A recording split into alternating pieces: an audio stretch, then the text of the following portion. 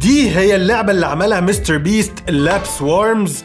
فتعال نشوفها مع بعض. بعد ما جربنا سوا فيستبلز الشوكولاته الشهيره بتاعته وكتير منكم عجبهم الفيديوهات، فقلت اجيب اللعبه اللي اعلن عنها من كام شهر ونشوف عباره عن ايه. ولو ما تعرفش فمستر بيست يعتبر اكبر يوتيوبر، ووقت تصوير الفيديو ده عنده اكتر من 375 مليون مشترك. ودي بقى يا سيدي زي شخصيات او فيجرز لعبه صغيره، وانت بتفضل تجمعهم، وفي شخصيات نادره عن شخصيات تانية وانت وحظك، بس طريقه وصولك للشخصيات دي هي اللي مختلفه ومميزه. دي علشان باكج كده، فعندك 8 شخصيات جاهزين وانت عارفهم من قبل ما تفتح اللعبة، ودي اشكالهم زي ما انت شايف كده ماشي. بس القصة كلها في الانابيب دي بقى، في جواها شخصيات نادرة اكتر.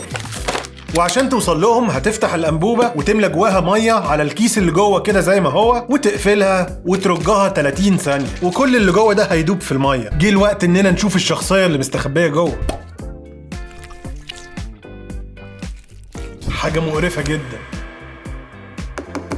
ودي الشخصيات اللي كانت جوه، وعلى فكره هم مجموعه كبيره وكل شخصيه ليها اسم كمان. طبعا من الواضح ان انا مش من التارجت اودينس بتاعهم، بس قلت اجيبها واوريها لك عشان لو انت او اي حد عندك في البيت مهتم بالموضوع ده وحابب تعرف عنها اكتر، فاديك عرفت. قول لي رايك فيها بقى، وما تنساش اللايك والفولو.